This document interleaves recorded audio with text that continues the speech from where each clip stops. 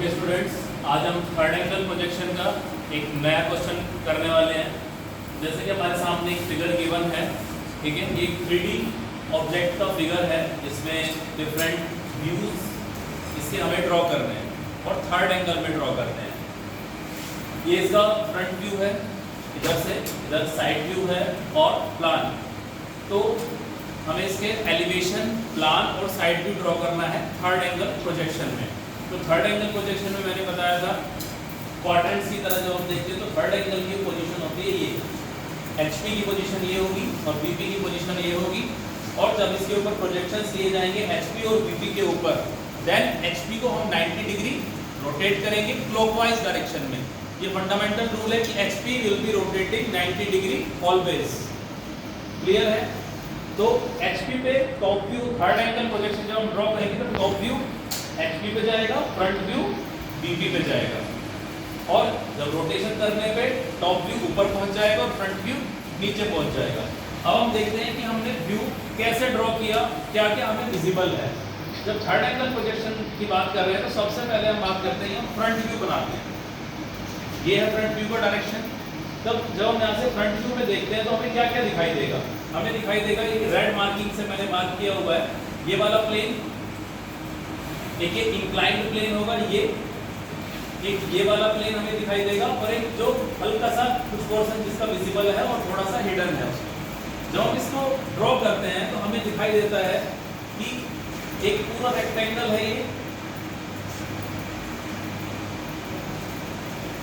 ये पूरा रेक्टेंगल यहाँ पर विजिबल है और ये वाला प्लेन नीचे वाला ये विजिबल है। यहाँ पर ये इंक्लाइंड है, लेकिन जब हम इसको डायरेक्ट व्यू कर रहे हैं तो ये रेक्टेंगल ही दिखाई देगा। ड्राइंग में इसका डिस्टेंस ऑटोमेटिकली रिड्यूस हो जाएगा, उसको आपको कुछ नहीं करना क्योंकि वर्टिकल डिस्टेंस तो 55 ही है, लेकिन ड्राइंग में वो डिस्टेंस अपने आप रिड्यूस हो जाएगा। इसका इंक्लाइंड डिस्टेंस ज़्यादा हो सकता है। तो जैसे ही हम ड्रॉ करेंगे तो मेजरमेंट के साथ ड्रॉ करेंगे। ये 40 लेंगे हम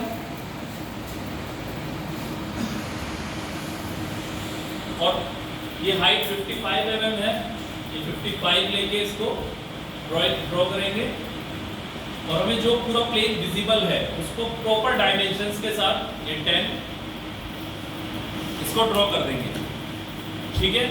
और मैंने बताया था कि यहाँ पर प्रोजेक्शंस का ध्यान रखना बहुत जरूरी है कि हम जो दूसरा व्यू बनाएंगे, टॉप व्यू बनाएंगे, वो अल्टीमेटली इसी के प्रोजेक्शन लाइंस से ही ड्रॉ होना चाहिए। मतलब उसकी पोजीशन ना तो इधर शिफ्ट होनी चाहिए ना इधर शिफ्ट होनी चाहिए, एग्जैक्टली उसके ऊपर ही आएगा। क्योंकि हम एक ऑब्जेक्ट को एक प्लेस पर रखकर ही डिफरेंट एंगल से देख रहे हैं, फ्रंट व्यू में देख रहे हैं, टॉप व्यू में देख रहे हैं और साइड व्यू में देख रहे हैं। जब किसी ऑब्जेक्ट को टॉप व्यू में देखते हैं तो हम देखते हैं कि ये जो जितना मैंने ब्लू से लाइन से शेड किया हुआ है ये पोर्शन विजिबल होगा, ये नीचे, और ये ओवरलैप है ये पोर्शन जो फ्रंट व्यू में भी दिखाई दे रहा है और टॉप व्यू में भी दिखाई दे रहा है, because this is the inclined portion of the image या ऑब्जेक्ट। ये इंक्लाइंड है तो फ्रंट में भी दिखाई देगा, टॉप में भी दिखाई देगा। तो जब हम इसकी ड्राइंग करेंगे तो हम देखेंगे टॉप व्यू में ऊपर ये वाला पोर्शन आ गया और प्रॉपर डायमेंशंस के साथ।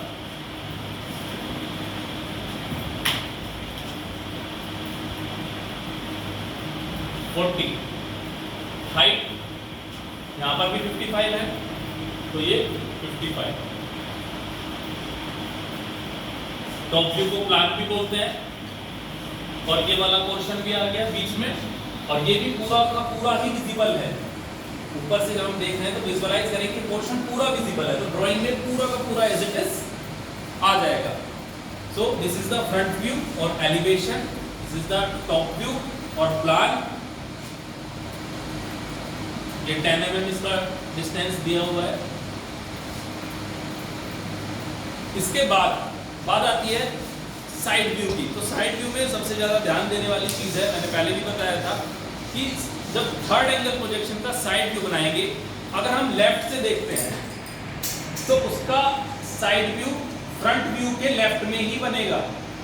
ये तो श्योर है कि साइड व्यू फ्रंट के साइड में ही बनना है, या तो लेफ्ट या राइट। लेकिन थर्ड एंगल प्रोजेक्शन में अगर हम लेफ्ट से देख रहे हैं तो फ्रंट के लेफ्ट में ही साइड व्यू बनना है, ठीक है। अब कैसे बनाना है, ये हमारी रेफरेंस लाइन है, रेफरेंस लाइन या रेफरेंस प्लेन भी इसको आप बोल सकते हैं। इस सेंटर पॉइंट से 45 डिग्री पे आप एक लाइन ड्रॉ करेंगे और इससे टॉप व्यू से भी आप प्रोजेक्शन लाइंस लेंगे और फ्रंट व्यू से तो डायरेक्ट स्ट्रेट लाइंस लेंगे। तो टॉप व्यू से 45 पे लाइंस जहां पर इंटरसेक्ट करेंगी उन इंटरसेक्ट पॉइंट से आप वर्टिकल डाउनवर्ड लाइंस लेके आएंगे, प्रोजेक्शन लाइंस जहां पर ये इनको 3 जगह पर इंटरसेक्ट करेंगी, इससे वर्टिकली डाउनवर्ड आप लाइंस ड्रॉ करेंगे।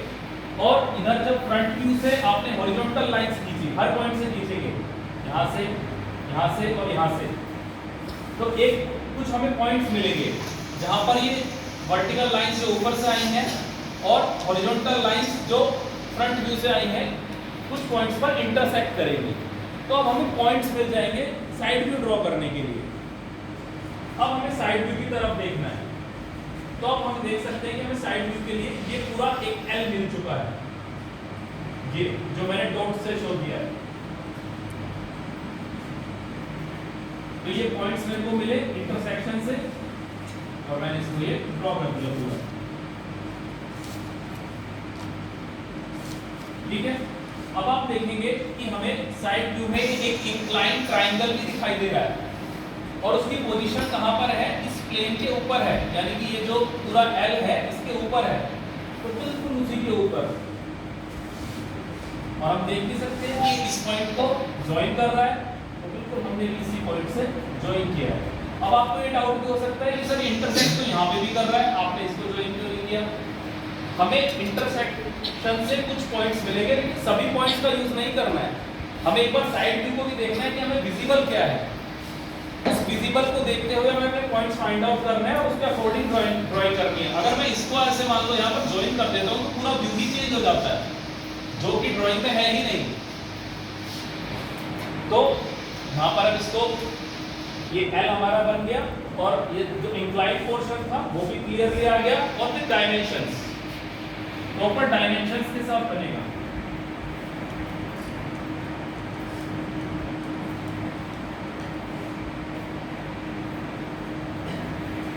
तो इस तरह से थर्ड एंगल प्रोजेक्शन में पहले हमने फ्रंट व्यू बनाया, देन उसी की प्रोजेक्शन लाइन से टॉप व्यू बनाया और देन टॉप व्यू और फ्रंट व्यू के प्रोजेक्शन लाइंस का यूज करते हुए हमने साइड व्यू बनाया और हमें उसके तीनों व्यूज मिल गए। ओके।